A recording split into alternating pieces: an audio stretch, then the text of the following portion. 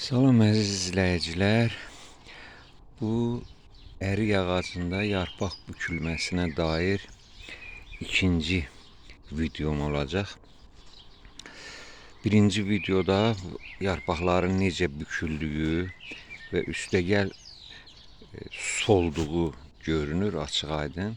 Solubdu yarpaqlar və bükülübdü. İndi fikir verirsinizsə, ağac dirçəlib, yarpaqlar gümrahlaşıb. Bu bor turşusu çiliyəndən sonra bax bu şəklə düşdü. Və müsbətdir, müsbət təsir eləyir. Tövsiyə olunur çiləmə 10 gündən sonra təkrar olunsun. İndi bu günlərdə bunu təkrar bir dəfə də çiliyəcəm. Və bir də başqa bir üsul var. Xelat deyilən dərmanlar var, qrupu. Deməli, dəmir pasıdır, mahiyyət etibarilə dəmir pasıdır. Tərkibində digər maddələr də var. Maqnezium filan, fəsməkan, nə lazım olursa bitkiyə qarışıq bir şeydir. Məxsusi ağacları becərmək üçün apteklərdə satılır. O xelat vurmaq, onu əksər hallarda elə torpağına tökürlər. Mən o addımı hələ atmamışam, amma planımda var. İkinci dəfə buna bor vurum.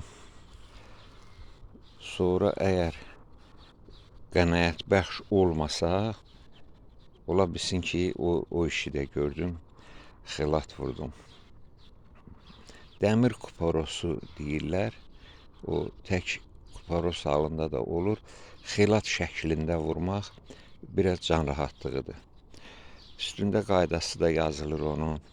Hansı qaydada vurmaq. Bu mənim bazardan gələndən bu ağac heç yaxşı deyildi. Köbələklə gəlmişdi, çox güman ki. Mən buna bir iki dəfə göy daş vurmuşam, pardos məhlulu. Güc bala ilə qoruyub saxlamışam.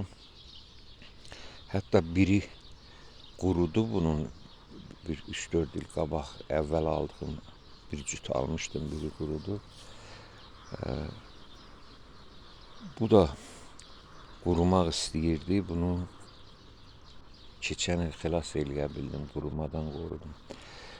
İndi növbəti bir dənə də video olacaq, ikinci dəfə bor vurandan sonra baxarıq. Və siz də iştirakçı olursunuz da bu eksperimentdə iştirak eləyirsiniz. Əgər baxırsınızsa, izləyirsinizsə və sizin üçün gələcəkdə çətin olmayacaq. Gördüyünüz elə ağacınızda nəsə problem var, onun həllini də artıq bilirsiniz, təcrübəniz var. Onu aradan qaldıra bilərsiniz.